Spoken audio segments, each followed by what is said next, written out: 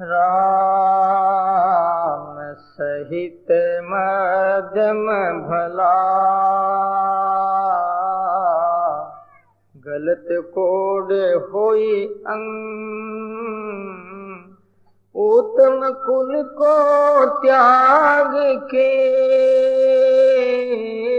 उत्तम कुल को के रहिए उनके संग, रहिए उनके संग। बोलो राम। महाराज कहते हैं यदि राम का नाम उसके हृदय में है तो वो मध्यम आदमी है तो भी अच्छा है। चाहे उसके शरीर में गलत कोड यानी कुष्ठ रोग है और वो कुष्ठ रोग होकर के उसकी रस्सी निकल रही है, खून पड़ रहा है, दुर्गंधी आ रही है, परंतु हृदय में राम है, राम का नाम लेता है, तुम्हारा श्री कहते हैं वो अच्छा है। तो उत्तम कुल का है, इत्र फुले लगाया हुआ है, इत्र की सुगंधी 10 किलोमीटर में चल रही है, हवा के साथ सुगंधी आ रही है। महाराज कहते हैं वो उत्तम नहीं, भगवान का नाम लेने वाला उत्तम है। इसलिए राम के सिर क्योंकि परमात्मा तद भाव भावित है, परमात्मा भावों से भावित होता है। परमात्मा जाति गोत्र नहीं देखते हैं, एक ही देखते हैं इनके भाव क्या है, और न उनके भूतकाल को देखते हैं न भविष्य काल को, वर्तमान काल को देखते हैं। यदि परमात्मा जीव के भूतकाल को देख ले, भूतकाल में उन्होंने जो अपराध किया, अन्याय पाप किया है, तो जीव का कभी भला नहीं होता है।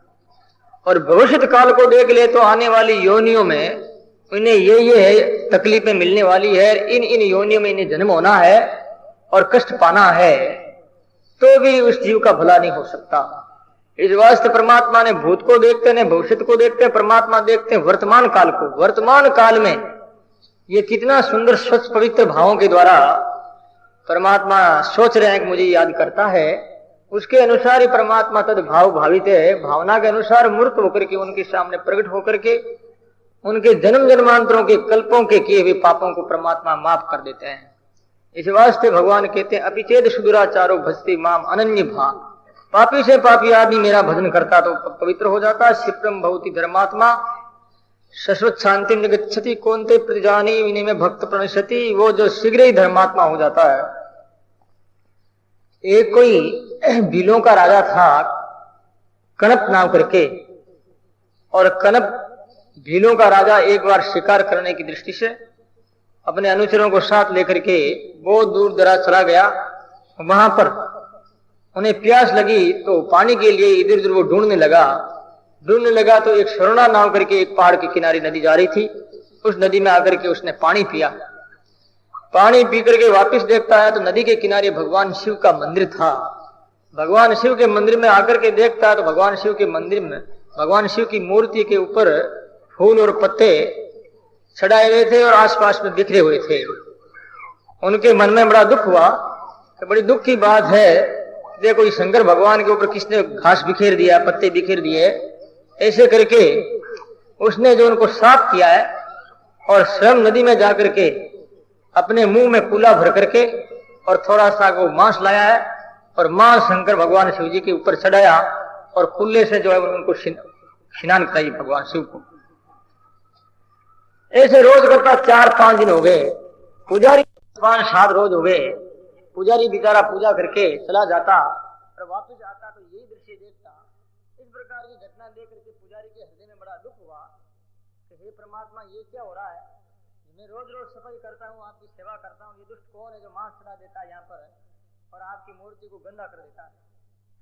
इतने में आकाशवाणी हुई कि पुजारी तुम्हें पता नहीं, तुम ऐसे करना, कल मेरे मंदिर में आना और तुम मेरे पीछे जो बैठ करके देखना कि मेरा भक्त आएगा प्रेमी, वो क्या करता उनको तुम देखते रहना।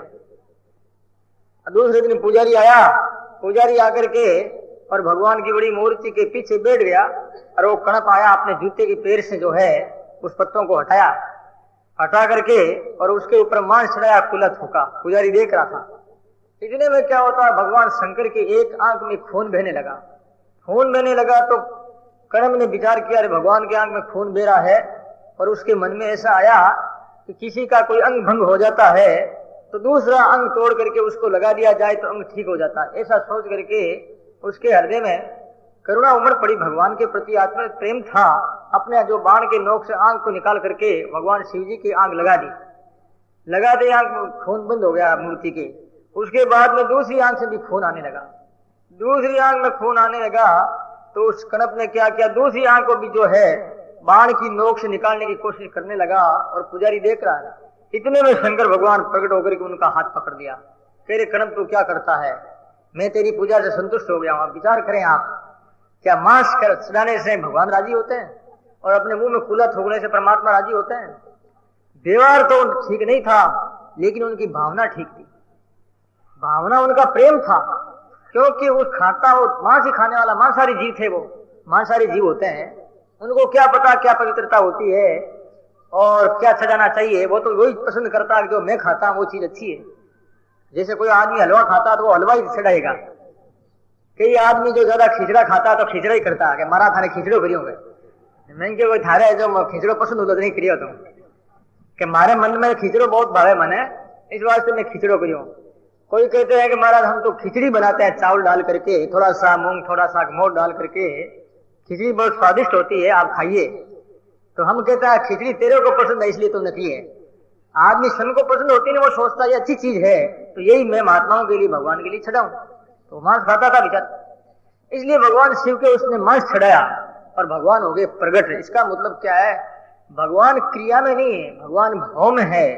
हमारी जो क्रिया है गलत नहीं होनी चाहिए। वो तो बेचारा भोला था, अनजान था, इस कारण से परमात्मा प्रकट हो गया। ऐसा आप गलत मत समझना कि मांस खाने से भगवान मिलते हैं तो ठीक है अपना खाना चालू कर दो, मदिरा पीना और क्या है। ये बात बहुत जल्दी लगती और अच्छी बात लगती नहीं आदमी के।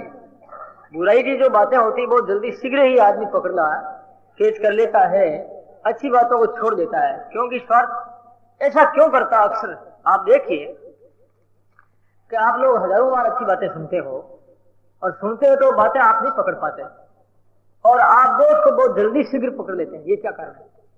जैसे कोई महात्मा है, अच्छा ही अच्छा जिंदगी में जीवन में काम किया है और एक बार वो महात्मा झूठ बोल गया और आपकी दृष्टि में आ गया महाराज झूठ बोल गए। वो आपके हृदय में घर कर गया कि महाराज झूठ बोल गए, महाराज झूठ बोल गए। लेकिन महाराज ने हजारों बातें आपको अच्छी अच्छाई की बातें कही है, जीवन सुधार की बातें कही, वो बात क्यों नहीं पकड़ी? कारण क्या है मालूम आपको? कारण यही है कि उसका अंतकरण हृदय जो है, उसके हृदय में ऐसा एक ट्रांसमीटर लगा हुआ है और ट्रांसमीटर में स्विच लगे हुए हैं अलग अलग। ध्यान पूर्वक सुने, एक असत्य का स्विच है, एक सत्य का स्विच।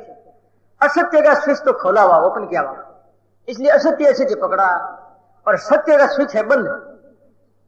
वो चैनल बंद है, वो चैनल खुले तो वो जो है वो यानी जो है टीवी में है वो फिल्म आवे, वो दृश्य आवे।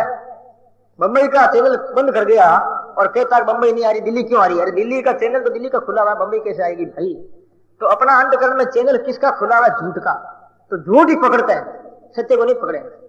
हजार बात सत्य उन महान पुरुषों में गुण है, वो नहीं पकड़ेंगे। क्या पकड़ेंगे? अवगुण पकड़ेंगे और उस बात को फिर नहीं छोड़ेंगे और सदा के लिए उनसे जो है अलग हो जाएंगे, अलग थलग पड़ जाएंगे। ये सब क्यों है? हम स्वयं ही असत्य स्वरूप है, असत्य का हमने आदर दिया है और अपने अंतकरण में असत्य का प्रधान स्थान रहा है। इस कारण से हमारी ऐसी दशा हो रही है। तो इस वास्ते परमात्मा भाव में है, क्रिया को ज्यादा नहीं देखते परमात्मा, लेकिन भाव को देखते। तो कणप के सामने भगवान प्रकट हो गए और पुजारी को भी दर्शन दिया। पुजारी ने कहा महाराज आपने कभी भी दर्शन नहीं दिया है, लेकिन कणप के कारण से मुझे भी आपका साक्षात्कार हुआ है। शंकर भगवान बोले पुजारी तुम पूजा तो करता, लेकिन तुम्हारे हृदय में इतना प्रेम नहीं था। तो आंख काट करके देख सकता मुझे? यदि मेरे आंख में कोई खून पड़ता तो तेरी आंख काट करके दे सकता क्या? कि नहीं महाराज ये तो मैं नहीं दे सकता। तो बहुत इतना त्याग कहाँ तेरा? इसका त्याग कितना है? मेरे लिए ये बलिदान होने के लिए तैयार है, इस वास्ते मैं इनके सामने प्रकट हुआ हूं। तो आचार्य श्री महाराज शरीरों के बारे में कहते हैं उत्तम शरीर तो वही है जो परमात्मा का ध्यान करते हैं।